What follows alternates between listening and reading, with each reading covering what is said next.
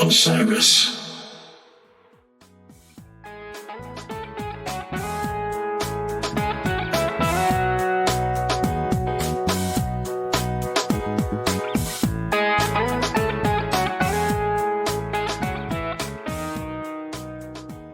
I think we're ready. Hey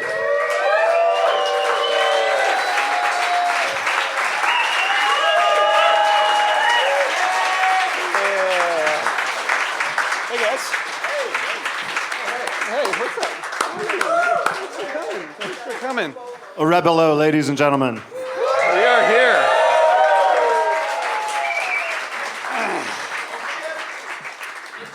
Did you do your intro already? Okay. You're gonna. Yeah. Go for it. I just want before Tom does you guys missed a really a good set of stand-up from Tom, so maybe we'll get back into that. I had to resort to doing jokes. We're like I said earlier, thanks to Garcia's, thanks to the team here, and thank you guys for doing this. It's been a little over 3 years since we last convened, and we've been looking forward to it. We've been looking forward to it since then. Yeah, at that. First of all, hi, Rick, Peter, Jeff. Hey. Hello. Hi, Tom. Yeah, thanks for doing this again. Thanks for having us. Like RJ said, just over 3 years. Yeah. And a lot has changed, and we were reflecting back then on how 2019 was a breakout year for you guys, and we were, of course, looking forward to 2020 and then COVID. Sure. But despite that, it's been an unreal rocket ride for Goose. Several amazing tours. And the rocket ride's kind of, to me anyway, from outside observer, centered around the amazing Dripfield album and those songs. It's incredible. But also, Red Rocks, 2 nights sold out at the Radio City Music Hall. How about 5 nights at the Cap? Amazing. I mean, come on. Collaboration with Trey, Bobby, Phil, Jack Antonoff, and who's next? Who's next? Jimmy Fallon. Jimmy Fallon, right. And late to the party, in catch-up mode, I heard Dave Matthews is going to buy each of you a house. Sorry. Sounds good. Of course that's not true. Yeah. None of this possible without an incredible, devoted fan base, the kind that most bands can only dream of, you guys. Yep. So, Give yourselves a hand. of course, I want to talk about all this craziness, but I'm also going to make a promise. RJ and I are podcast guys. We like to talk, but there's also some great music, and we're not going to get bogged down in talking. Right, RJ? Yes. So now we'll talk for a while, right? No more talking. This is incredible, guys. Thank you. Thank you for being here. I don't know if you guys, I think you do remember at the Bell House. I think there was like a little bit more empty space that night than there is today. More chairs. I remember you were, I think you told a story about like the year before trying to rush to get to a gig at the Cubby Bear in Chicago. Yeah. And we were talking about like, oh yeah, like that was such a different time. And now 1 of 4 at the Cubby Bear. Now we're like one pandemic later, and we're talking about all this stuff. It's really amazing. We're gonna instead of asking you guys like what's it like right now, because that would take a while probably. I think maybe we should just talk about some songs, and then as we go along, we'll keep asking questions. I was gonna say something else, but I think we'll just talk about the songs. We're gonna hear I think like 6 or 7-ish songs, and in between we're gonna do some talking. So.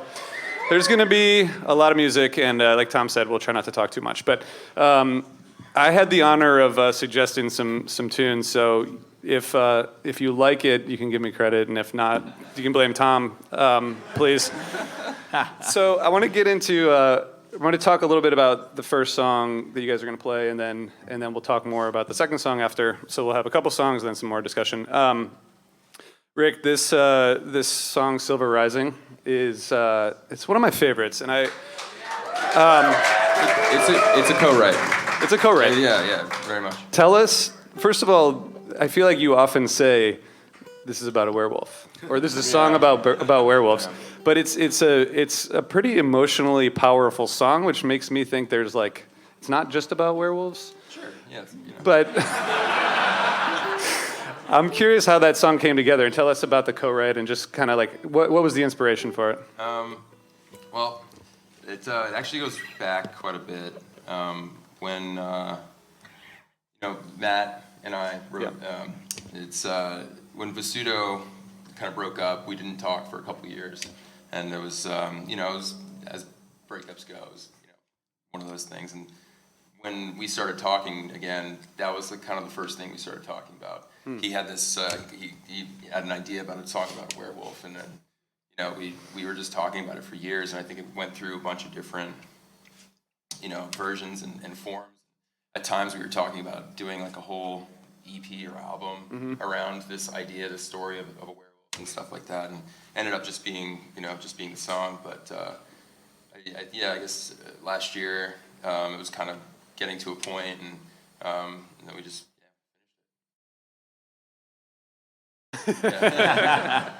Can you guys, I guess, just on that? day of, actually. Day of? Day of, yeah. All right. Yeah, we were in like a hotel. Where were we? Bend, Oregon. In Oregon. Yeah. I was in a hotel and woke up and had an idea. We were stuck on the second verse, and then just kind of finished that and then played it that night. You didn't even have the ending section, really. That's true. Yeah. So I guess that's the vocal harmonies that you guys put together are, to me, one of the most awesome things about the band, and I think we really hear it in this song and in a lot of the Orebolo tunes. How does that come together vis-a-vis like the lyrics? Like, do you have that in mind, and then it's like, okay, now we're gonna do this, several part vocal harmony while I kind of howl, or does that happen more organically? Like, how do those harmonies come together? Because I feel like it's Around?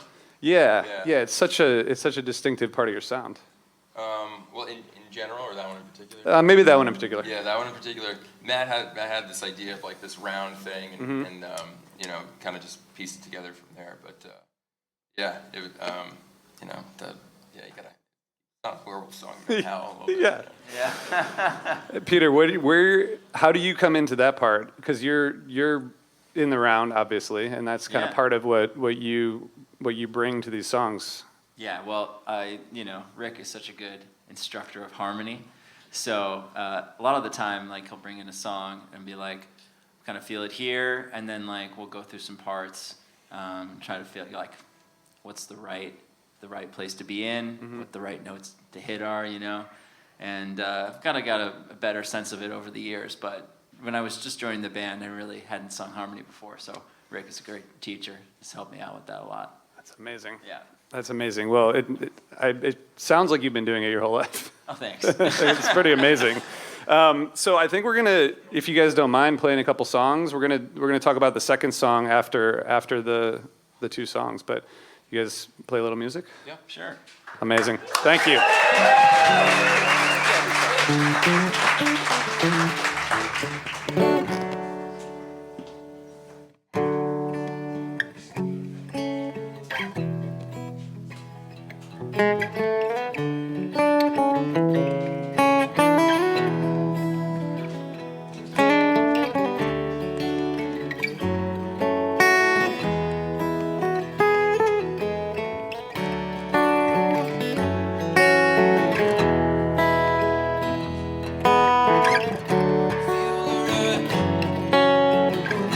Taste the blood, see the fear behind your eyes.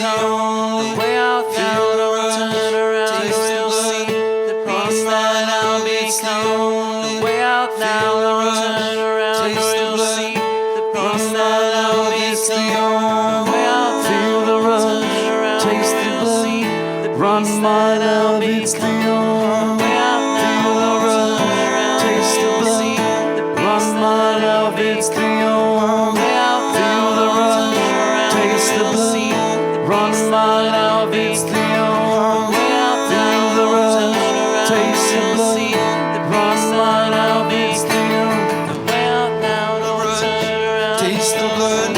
Run, my love, it's the only. Feel the rush, taste the blood. Run, my love, it's the only. Feel the rush, taste the blood. Run, my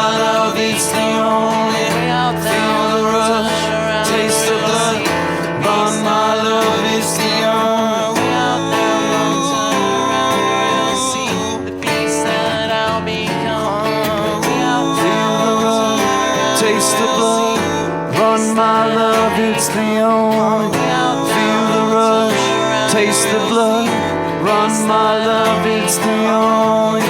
Feel the rush, taste the blood. Run, my love, it's the only. Way out now, don't turn around, or you'll see the beast that I'll become. Way out now, don't turn around,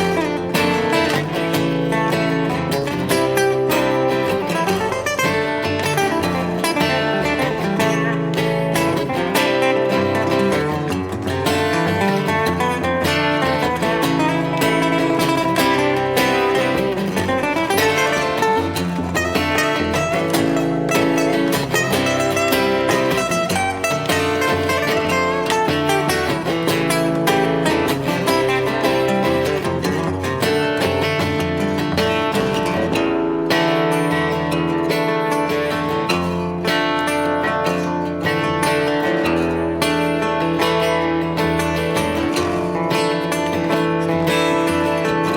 around, or you'll see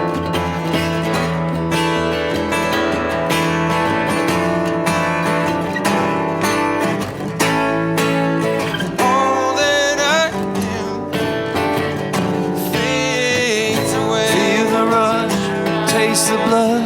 Run, my love, it's the only. Feel the rush, taste the blood. Run, my love, it's the only. Feel the rush, taste the blood. Run, my love, it's the only. Feel the rush, taste the blood. Run, my love, it's the only. Feel the rush, taste the blood. Run, my love, it's the only. Empty my lungs to the sky, 'cause I know that I'll always belong to the moon.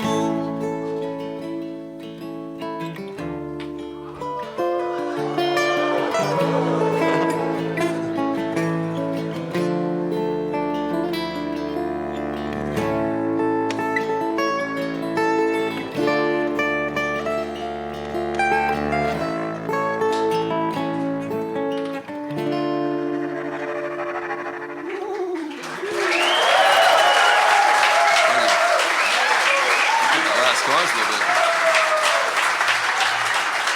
Next one? Another? Which one? Is it? Honeybee. All right.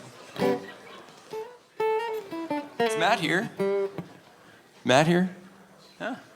Campbell? No? Scramble. No, Matt? Campbell? Okay. All right.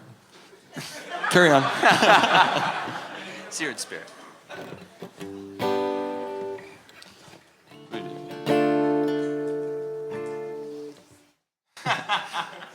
Ready?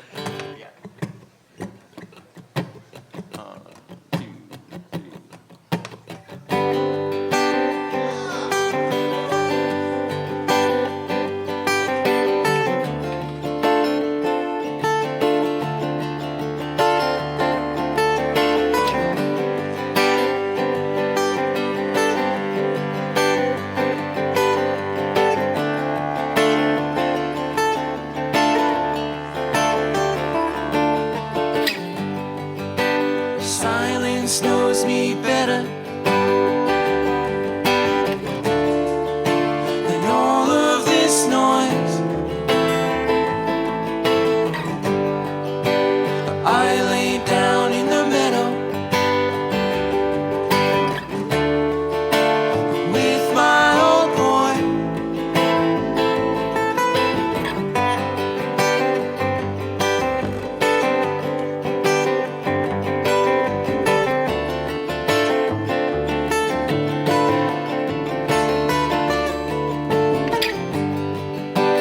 Cruising my orange Giada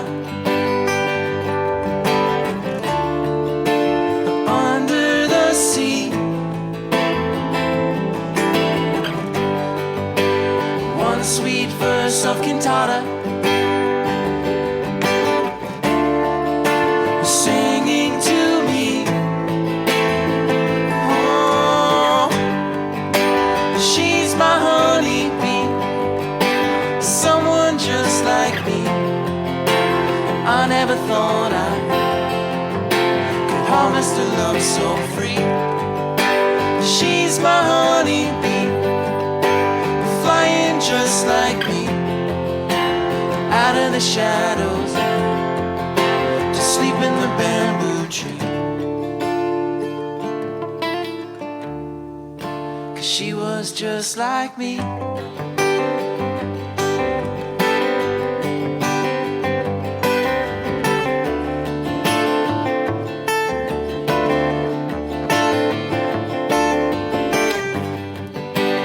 Fantasies of collegiates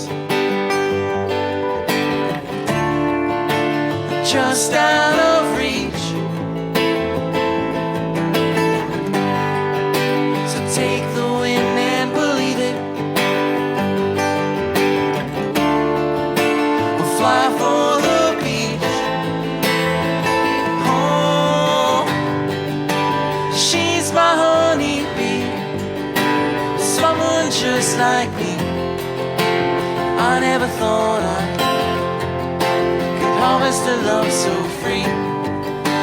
She's my honeybee, flying just like me, out of the shadows to sleep in the bamboo tree.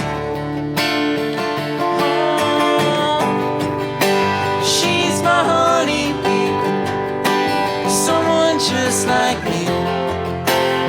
I never thought I could harvest a love so free.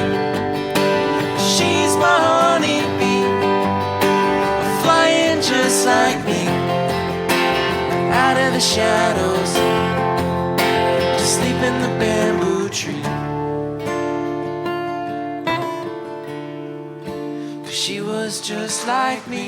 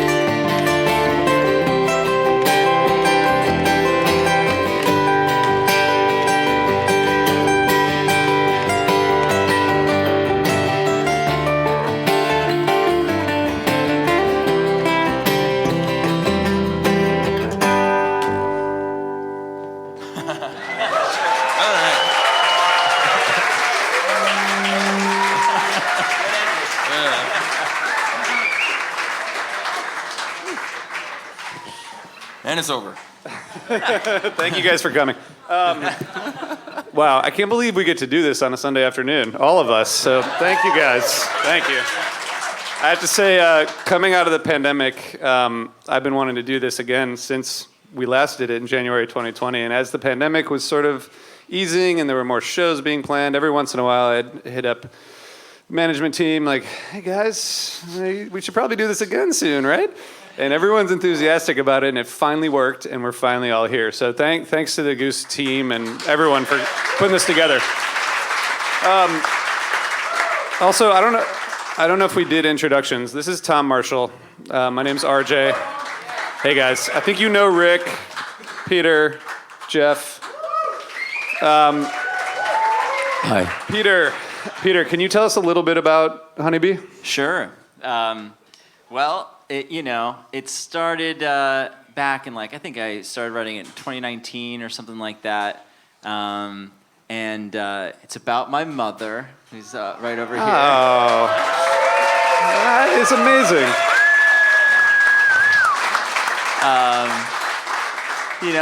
I think there's a lot of chaos going around, personal life things at that time. And my mom's always been there for me. So, she's a guiding light. So it's nice to write about her. Well, that is amazing. Yeah. Thank you for coming. Welcome, Mom. Yeah. Hi, Mom. Yay, welcome. Her name's Rita. Rita. How did the music come together versus the lyrics? How does it and how does it typically work for you, or is it different all the time? It's different a lot of the time. This one had the main melody and the chorus for a long time. Took me a long time to figure out the verse. I had several other verses written. I was definitely a ton of different notes, melodies for the verse, and then it just all came together one day. Nice. But the chorus I had for a while. Yeah. I really like those verses. Oh, thanks. Yeah. It ended up in a pretty good way, Peter, first of all, I've said this a bunch of times, but thank you to all the fans. And I posted earlier this week on social media, hey, let us know what questions you have for the guys. So I have a few of those sprinkled in. One of them is there a story behind the blanket on your organ? I don't know. Mom, where's that blanket from? It looks cool. It looks great. It's from Mexico. I don't know. It was just laying around the house, and I was like, oh, this is pretty cool. Yeah. I'm going to take it and put it on stage. That is awesome. I'm sure the fan who submitted that question was hoping it would be that exciting of a story. Yeah. So thank you. It really calms me down. I think there have been some shows where, we're getting really dark and heavy. Yeah. I was thinking of, Philly Night 2 for, one example. The show of the year, according to some people. Oh, it was a great show, and it was getting really creepy during that old Things scene. get a little scary, and Peter Things are looks at getting his scary. blankie, and everything's Yeah, okay. I had the blanket there, and I was just like, oh, it's so nice. I think I gave it a couple nice pats. I was like, all right, back to the Yes. Oh, that's We got amazing. stuffed animals, we got Yeah. blankies, we're good up there. and whatever you need. You know what I mean? Thank you for sharing. All right. Well, I just want to say that Silver Rising is amazing. This is, I think, the third time I've heard it, and it is incredible. It's also really nice to hear you guys acoustic. It's a great version, and lots of fun to hear you, solo acoustic too. It's effortless and yet completely different, which is awesome. But anyway, I love this version of the band. In this next segment of the music, spoiler alert, we're going to hear one of my favorite songs, Dripfield. But first, I want to address the elephant in the room. Sorry. I hate that term, actually. Every time I hear it, I always look around and everyone glances at me really quickly. And I'm like, I'm the elephant? Maybe a weird polar bear or something, but not an elephant. But anyway, I want to know what you guys think about... Let's talk about the ostrich in the room. I'm an ostrich. Okay. About the passing of the torch. If I do air quotes, that means it's a really important question. Hold on. Hold on. There? Let me tell you where that question comes from. Are you talking about the one that was at Reading that came up on stage? Yes. Yeah. It could be that one. And I dropped it. Of course, by the torch, it's a symbolic thing that means different things to different people. But maybe, am I talking about king of the jam bands, I don't know, but I want to tell you, like as a Fish fan, from day one. And by the way, this is just my opinion, but I was there and I saw kind of when, or I knew when the torch had passed from the dead to Fish. And sadly, it was kind of, the bands didn't know each other, and so there was like no real passing. It was actually probably, after Jerry died, they probably dropped the torch in the mud and Fish picked it up, sadly, before the torch went out. But anyway, as a Fish fan, I know a band that does not have openers, does not really have guests on stage, and like when they have a festival, there's one band there, and so they're like notoriously a loner act, right? So it was surprising to the community when, I think 2019, when Ghost in the Forest, when Trey mentioned that Yola Tengo and Krungbin were going to open for him. I was like, it kind of sent a little ripple through the crowd. This is different. And I remember I thought it was different enough to fly out there and check it out, and it was cool. But that ripple is nothing like the tidal wave when the Tab Goose tour was announced. And it was just like, not just touring, but performing together. I mean, it was unreal. People lost their minds. So back to the torch passing. This isn't passing the torch like defeat, I give up. Here, it's more like in recognition of someone who represents the future of the scene. So now to my questions. Who's in your scene? Like, who do you guys think of in your scene? Like, who represents the future of the jam band scene? If you were to ask me, I know 3 members because they played at Asbury Park. All of you. Goose, Dogs in a Pile, and Eggy. But who else? You tell me. So that's question 1. Who's in your scene? What does torch passing mean to you? And did it happen? Jesus. Peter, what do you got? Peter. There's a lot of bands coming up right now, and it's good to see. yeah. Residual Groove, sure. Yeah. There's a strong Connecticut scene, just in terms of like bands that are happening right here, and we love to see that. It's like where we kind of like played this. I wasn't in the band at the time, but Goose played this stage a whole bunch. And like Bryac, a lot of shows there, like these small venues, like the Acoustic, which is now Park City Music Hall. Like, it's great that these venues have kept going, and now like, we can go play there, like side projects and stuff like that it's awesome. Like, the community here is incredible. And like, the torch passing, did it happen? I don't know. It's up for interpretation. But, it is like, I think it's important to keep this scene and this community going. And that's something Trey talked to us about. What did he say? Well, he was just like... I'm a podcaster. No, he just, he thinks it's important to keep writing songs and, keep building a musical catalog and playing shows and basically just like going out there and exploring and improvising with your instruments and vocally and all these things. And he was a great inspiration for us on that tour. He's a big proponent of creativity and originality, and like that's what he, I think, wanted to endorse or support, and I admire that a ton. I mean, the fact that he wanted to make a big gesture, kind of making a statement, trying to lift up, the next generation or whatever it is it was mind-blowing to me. I thought that was so incredible and so inspiring of him. The fact that it's us like weirds me out a little bit. It's like kind of like that's try strange. not to like think about it too much, but it's or like that we were a part of it. It was just wild. Thank you, but I don't know. The fact that was where his head's at, it says a lot about who he is as a person, and getting to know him more was. I'm more inspired by him than ever after that. That's fantastic. Thank you. So I guess I think we should bring Jeff into the conversation. Yeah, Jeff, What do you guys think? Hi.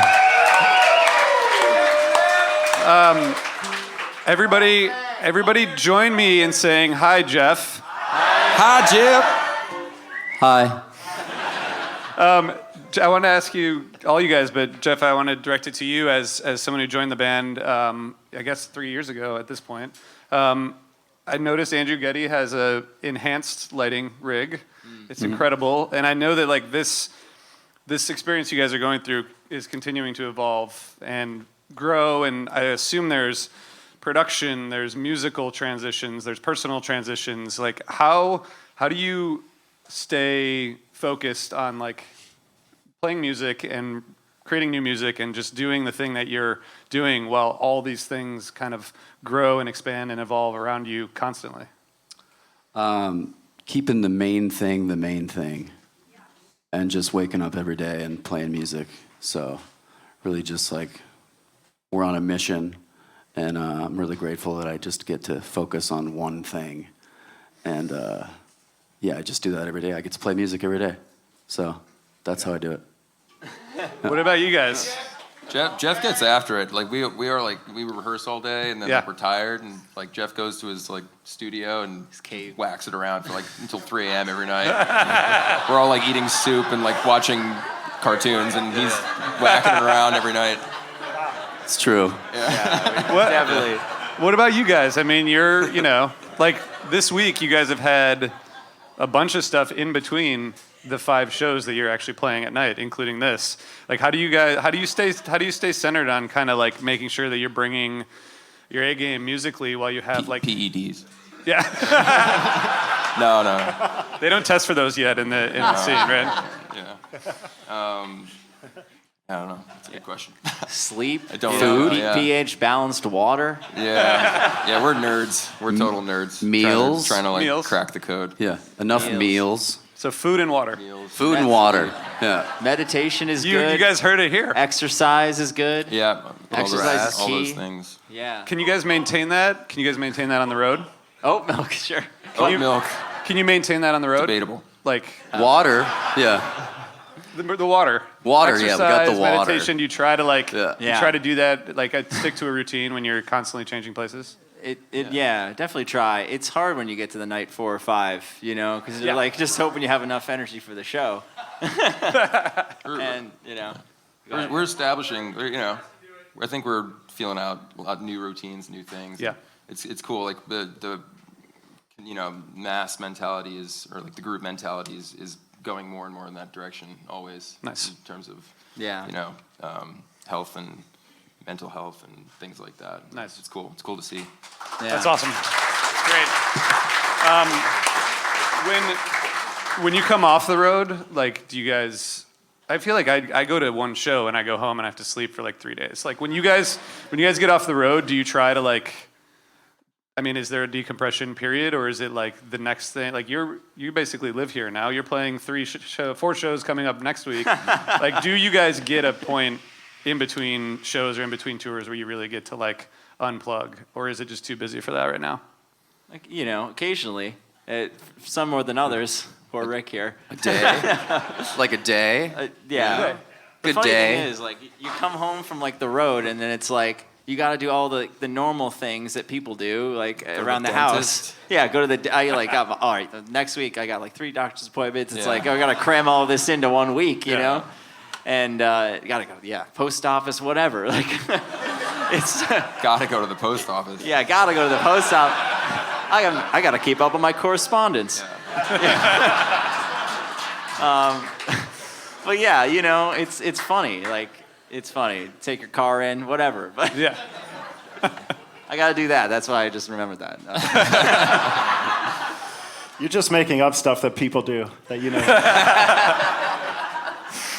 Take the car in. We're gonna hear more music in a second. I just want to say that one of the things I think that Tom and I talk a lot about with the Fish community is like there's this group of, speaking for myself, pretty insane people who can name the fact that if someone says St. Louis 93, I know they're talking about August 16th, stuff like that, and that the fact that that's come up around Fish, I think, and the Dead and lots of other scenes, it's a huge part of what keeps the band going, and you guys have this community has basically evolved alongside you. And it's bigger than ever, and it'll continue to grow. And I have to say that my friend's calling me. It's not really a good time. We have some fellow Osiris podcasters here who do Goose stuff, like Leslie and Alexius from the Goose Chicks Pod. Oh We have Ryan, Storm, and Neil from Always Almost There. I guess I'm just wondering, the community, what does it mean to you guys? What do you draw from the community? How do you see the community in relation to what you guys do musically? It's so important. I was gonna say before, I've been so exhausted sometimes, and then walk up on stage, and then the crowd, everybody's just bringing so much energy, and it just it hits me like a wave, and I'm just all of a sudden I go from 0 to 100, and it's just it's incredible. What a feeling, So grateful for everybody for bringing that energy every day. It's unbelievable. We've got a great community, and now the Western Sun Foundation has started too. Yeah. Some nonprofits going on, which is great. Yeah, it's everything, Yeah. Moments when you kind of get in your head and it's kind of what am I doing? Yeah. It's that. It's the most grounding thing actually that we have now. I think is just seeing real people. You guys, just everything that you guys do. It keeps us going. When you say getting you mean you're thinking about the music and or writing a song, or anything that I suck, Yeah. whatever, that kind of stuff, whatever, the normal everyone. It's a real I feel the same way. I go to shows and people come up to me and say thank you for what you do with Osiris, and it changes my day. And I can imagine when you come out to a bunch of people who are thank you, that can change your mindset. Yeah, it's a strange pursuit. I don't know, making music for yourself is a thing, and then kind of all the energy and all the things you do to do it as a career is a different thing. Yeah. And doing those things can be strange sometimes, and but this is what makes it worth it, at the end of the day. Yeah. Thank you. Thanks for that. Will. I just want to, Jeff, you're really good at engaging with people on social media. Sometimes you have hot takes at times. How do you see the community kind of in relation to what you do? I think Peter nailed it. Just energy, inspiration, motivation just reminds us that we are on a mission, and we have a lot of people to serve and give back to. So yeah, nice. Keeps us going. Keeps me in the studio till 3 a.m. Yeah. After rehearsal. And shout out to the Gong Gang also. Yeah. Some people here. Should we hear a little more music? You guys down? Thank you guys so much. Woo! What are we doing? Trip? Okay. Yeah. All right. If you want. Yeah. Nate.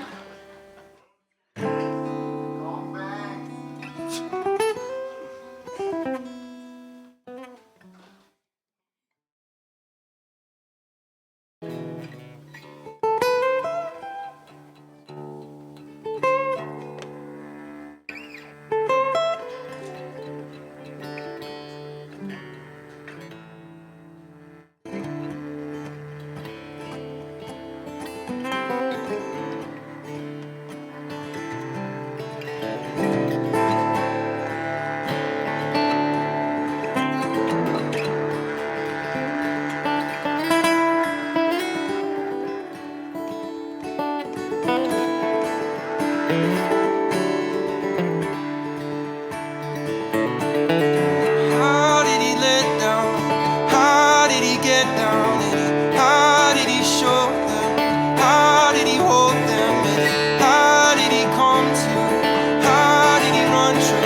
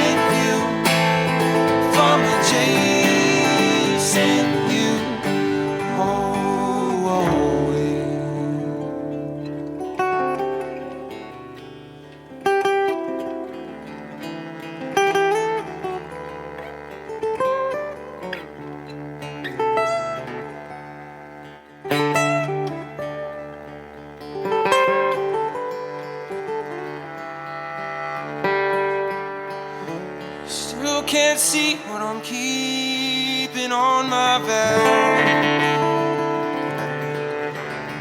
I still can't see what I'm keeping on my back. I'm falling around in circles. I'm falling around in circles. Falling around in circles. Still don't know where my blood is.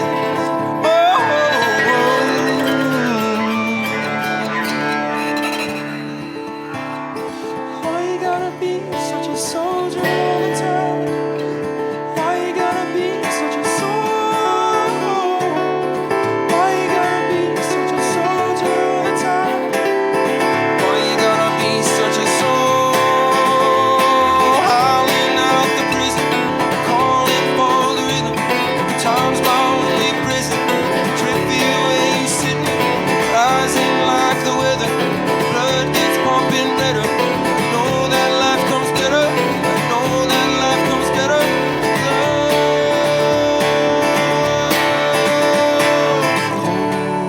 Holy one, consolated song, separated from home above.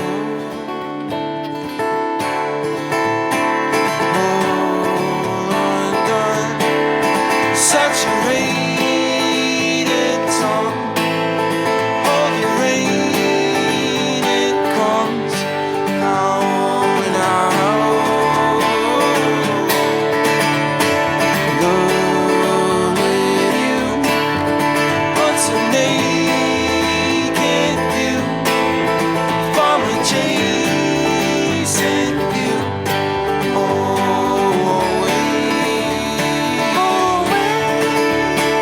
season white, everlasting time. It's coming back just like always.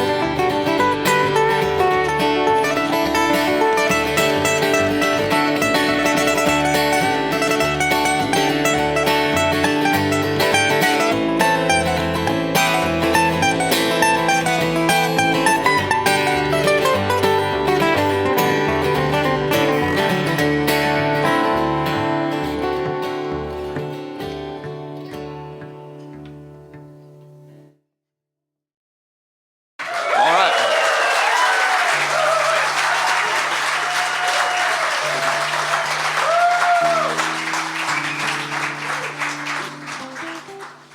Oh yeah, another. Okay.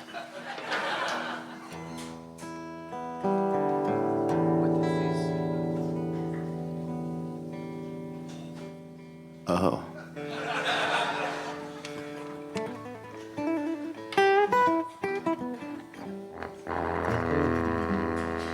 How was it? Pretty good. You want some?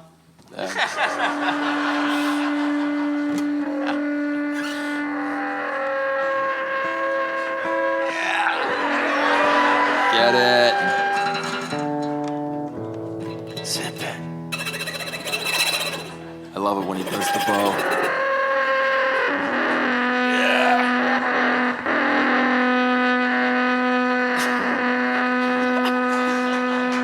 That's the stuff, folks. Just That's keep the stuff. going, dude.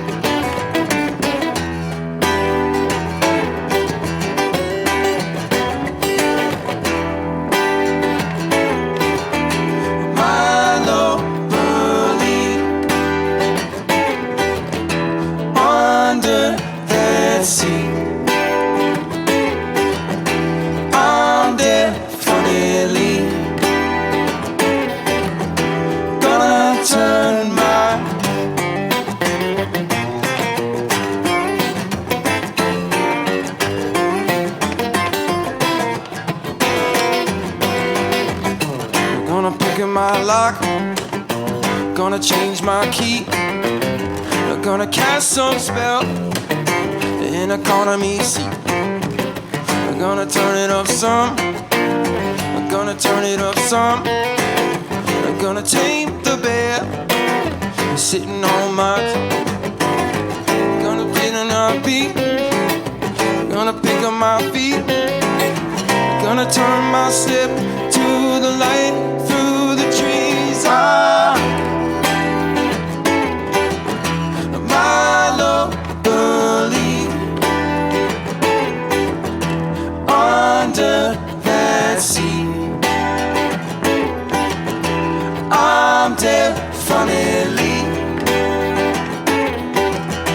gonna turn my pick it from a tall tree, pull it from a deep well. But the bird don't sing, the bird don't tell. Is it all a vision? Is it all a vision? Can I raise it up? Can I have some fun? Can I take it up slow? Run it up like hell? Can I find out what's at the bottom of the well? My love believe under that sea. I'm definitely gonna turn my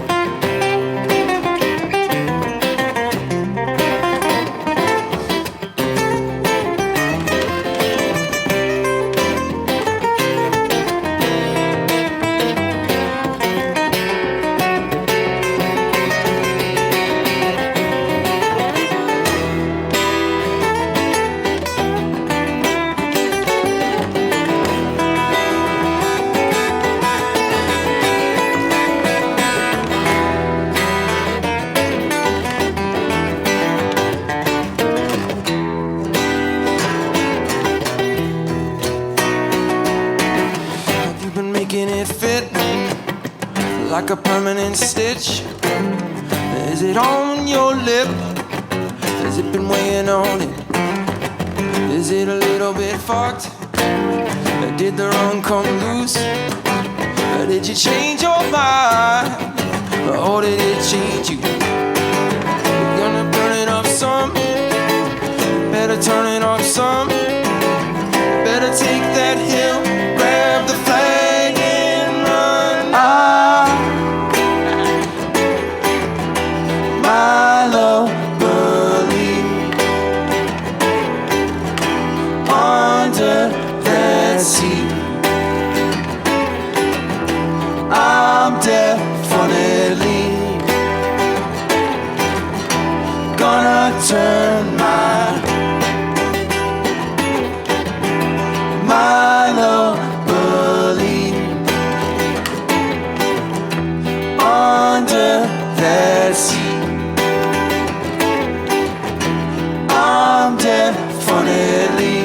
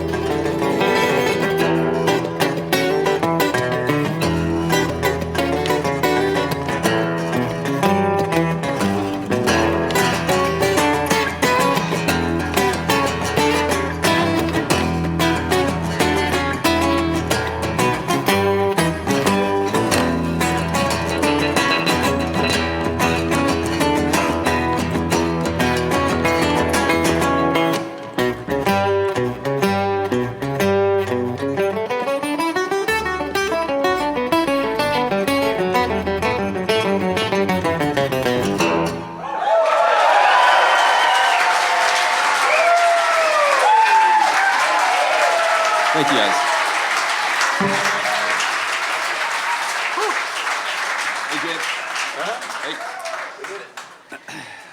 Yeah. Peter, is that ending harder than it looks or easier than it looks? Because it looks pretty hard. It's harder than it looks. Thank you guys. This is awesome. Rick, there's a lot going on in Dripfield.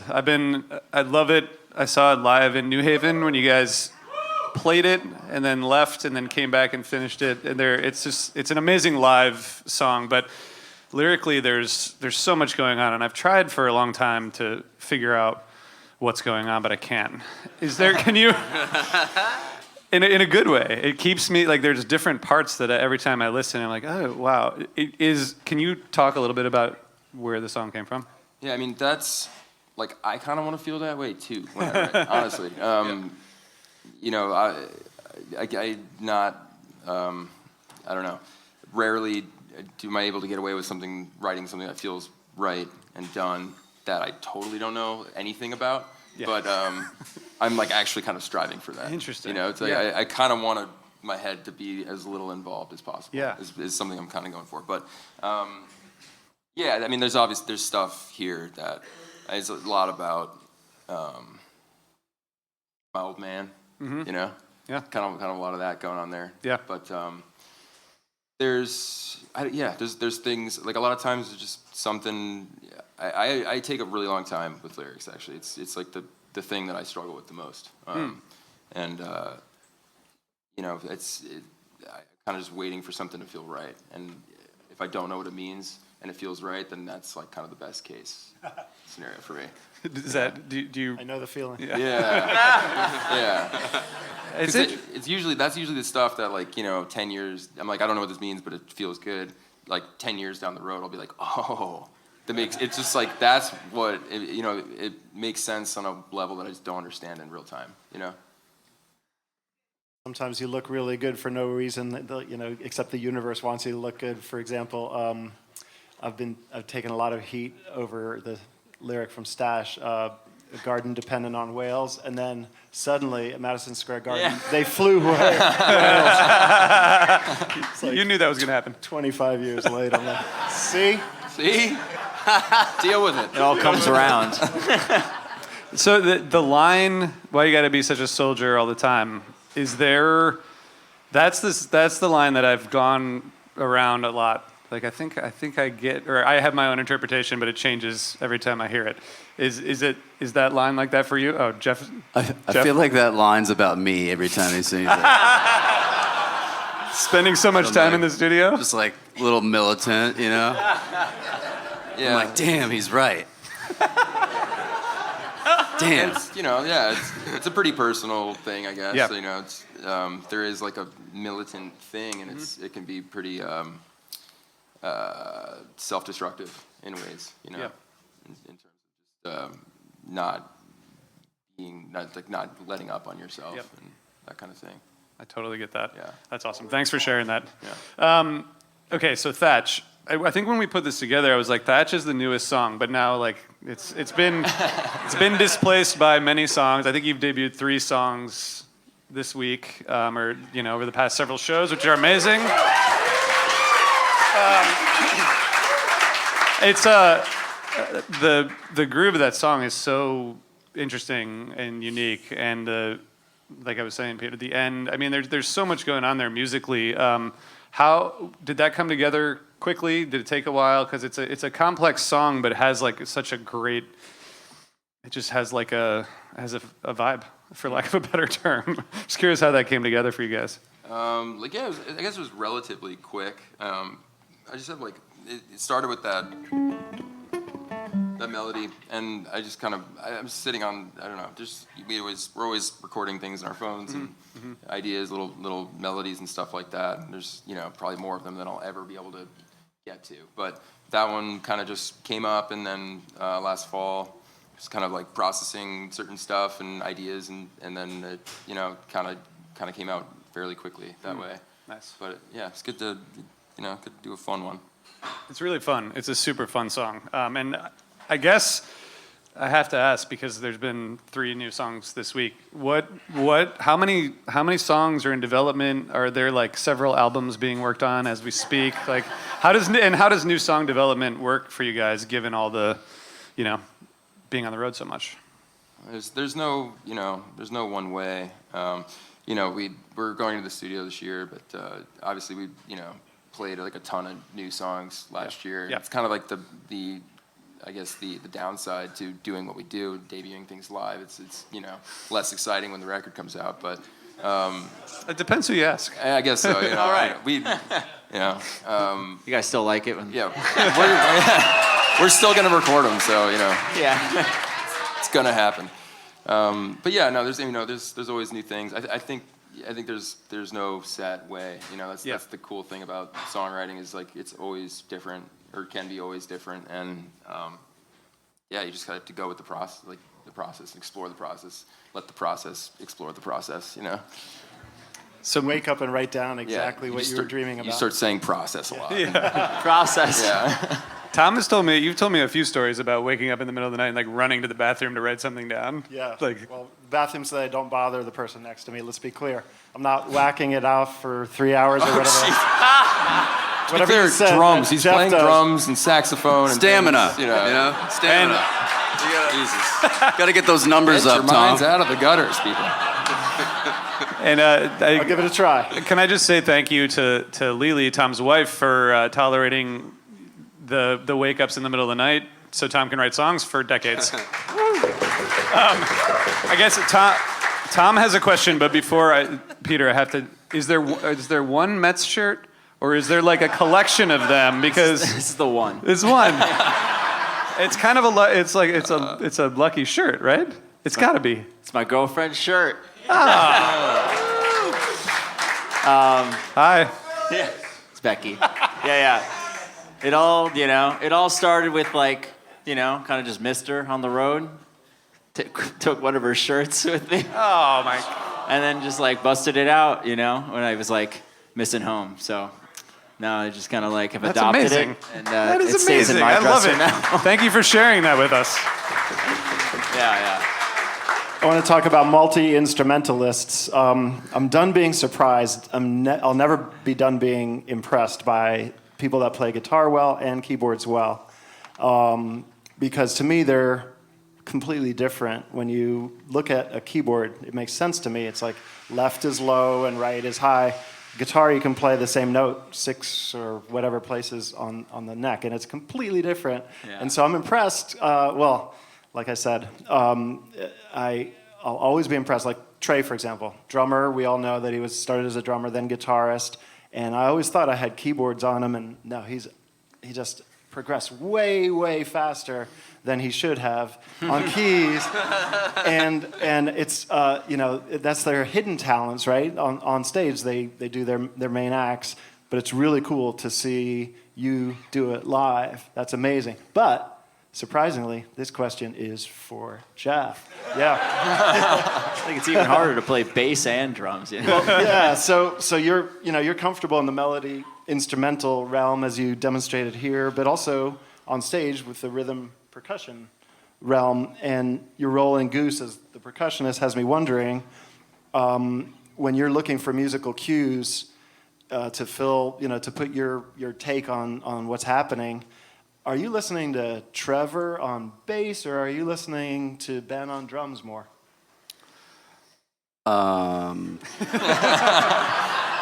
Is this an or question? You answer it however you can. All right. So I listen to everyone, and if Peter switches keyboards and I can't really hear what he's doing, I'll adjust my mix. But a lot of the conversation is like me reacting to what Rick's playing, but I'm reacting to what everyone's playing. Me and Ben are really locked. Being a drummer, I feel like when I'm not playing drums, I don't really have to focus on the drums because they're just in there. So I don't have to like crank him in the mix or anything. I'm looking at him, and he's right next to me. I can hear him. It helps that I can just see what he's doing. But yeah, just reacting to everyone. I got Trevor in there. I got Trevor in there. I got Rick in there. He's got all the guys. I got Peter in there. He's got all the guys in there. Let Getty like freak me out a little bit. So I'm playing with everybody, but I react to what Rick plays a lot. Would you call Thank do you. it well? Would you call yourself a bass player or a drummer? What's your A guy. What's your main? It's one of the guys. Another or. You don't like or questions. I don't know. Depends on what I'm playing. I mean, don't call me a bass player if I'm playing drums, you know. And it's worth mentioning, Jeff, that you got to play guitar on stage with Trey and Rick, and Tomorrow Never Knows at Radio City. Yeah. And while Father John Misty was doing something back there, Playing my drums. Yeah. That was pretty sick. It was pretty awesome, right? Yeah. We were dying at sound check when Jeff's up there with like Trey playing guitar. He's like, C chord. Yeah. C. I think I talked to you right after that show, and I think if I can quote you, you said something like, "So many people wish that they could be up here with Trey, and it's my me." God. Yeah. So many great guitarists been playing guitar their whole life. I'm up here just like, C. Okay.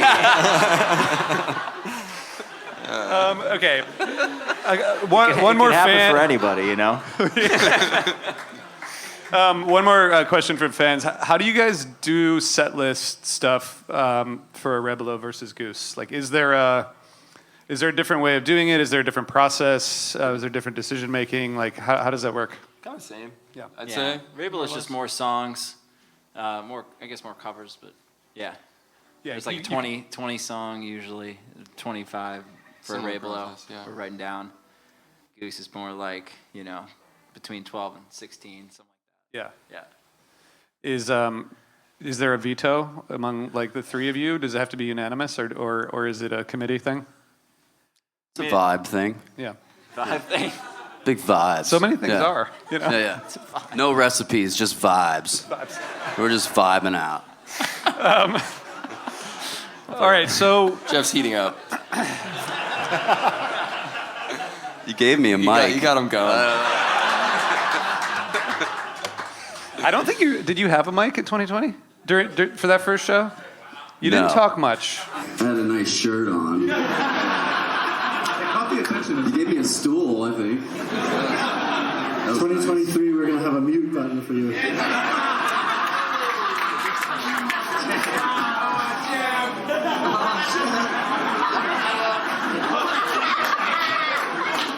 All right, well, we promised to keep this on track, and we failed, so sorry, everybody.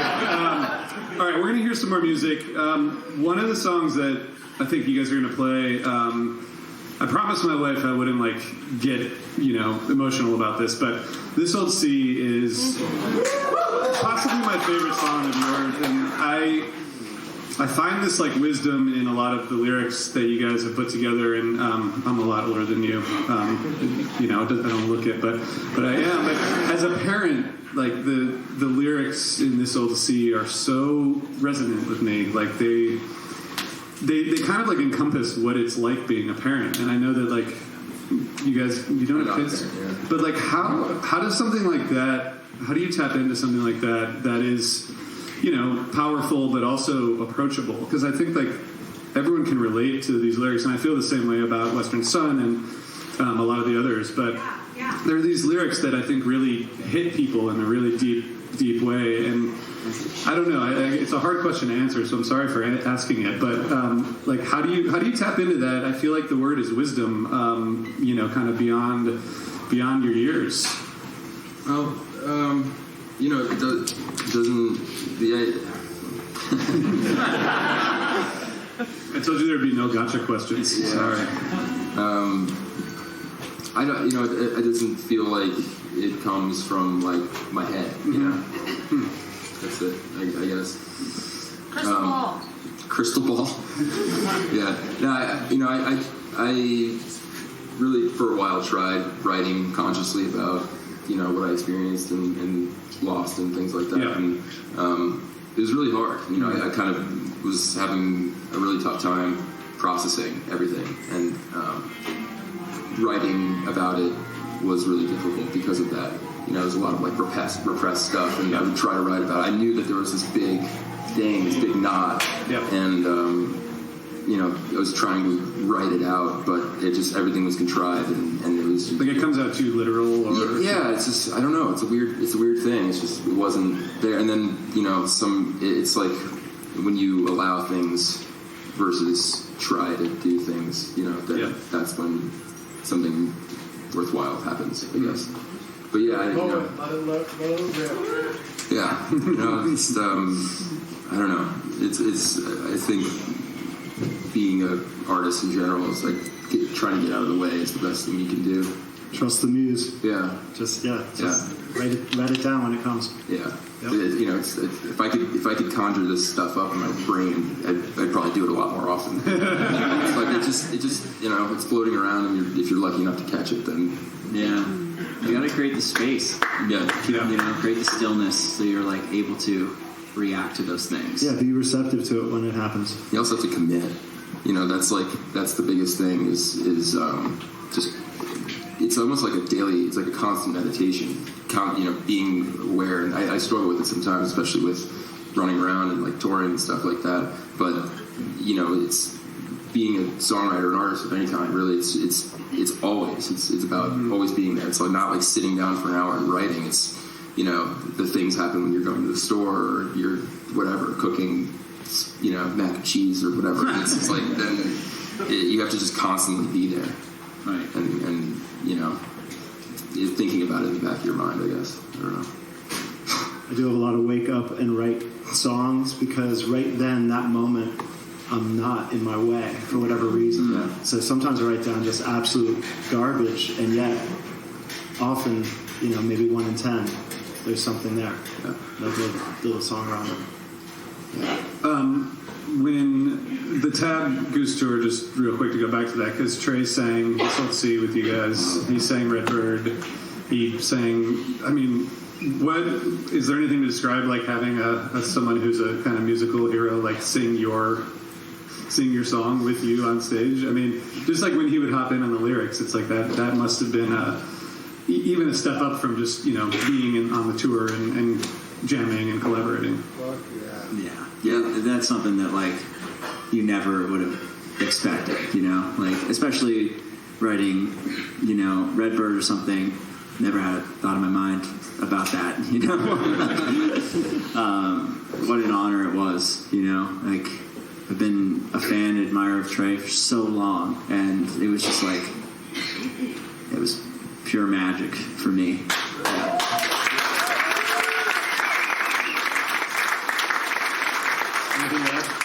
Anything to add?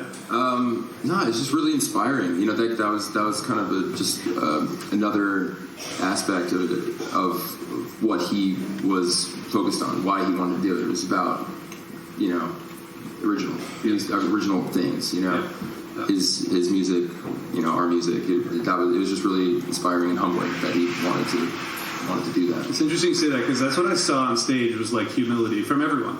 You know, like everyone seemed so grateful. Like no one was stepping on each other's toes from what I could see. You know, it was everyone. It looked like everyone was so grateful to be in that experience, which is just incredible. Yeah. First time around, he was very humble. I was like, that's epic, but dude, go. Radio City was like, dude, just come on, please. Dude, do it. All right, I think we have time for a couple more songs. If you guys are up for that. It's up to you guys. Sure.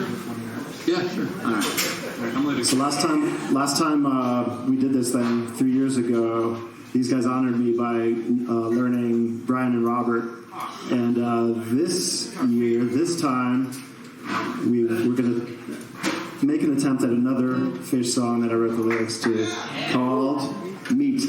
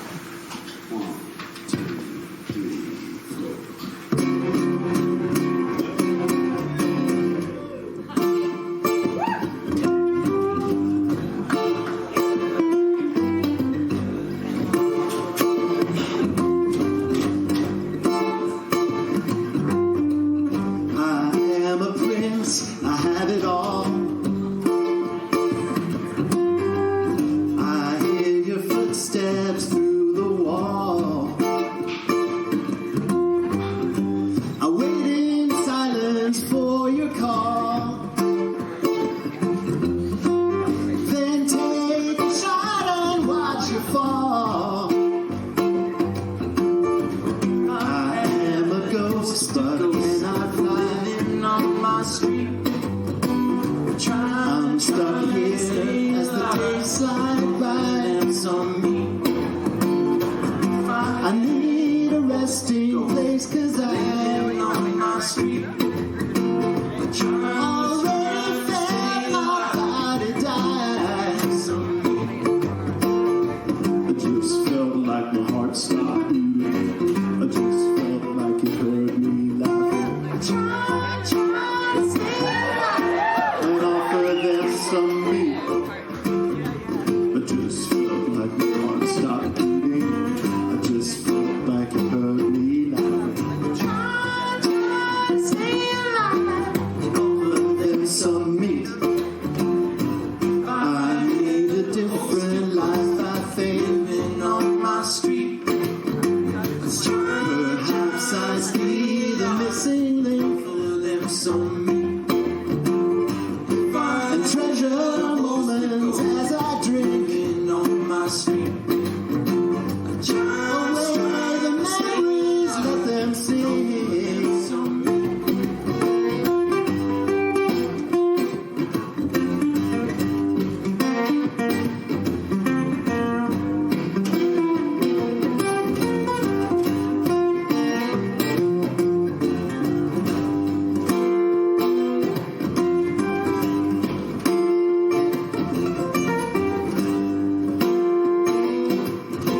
And offer them some meat.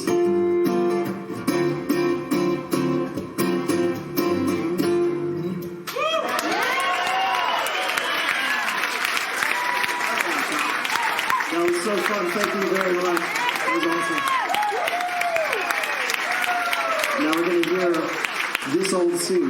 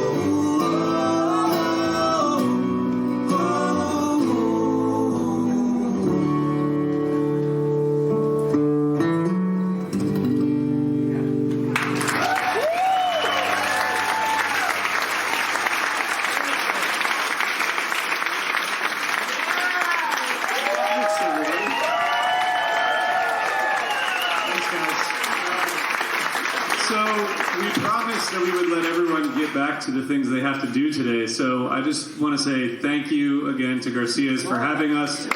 Thank you, Rick. Thank you, Peter. Thank you, Jeff. Thank you, Tom. Thank you, RJ. And thanks everybody for coming. This has been incredible, and hope to see you again soon. Thank you, guys. Thank you, guys. We'll do it again in 3 years. 3 more years. Let's do it. We'll be back. Thank you, guys.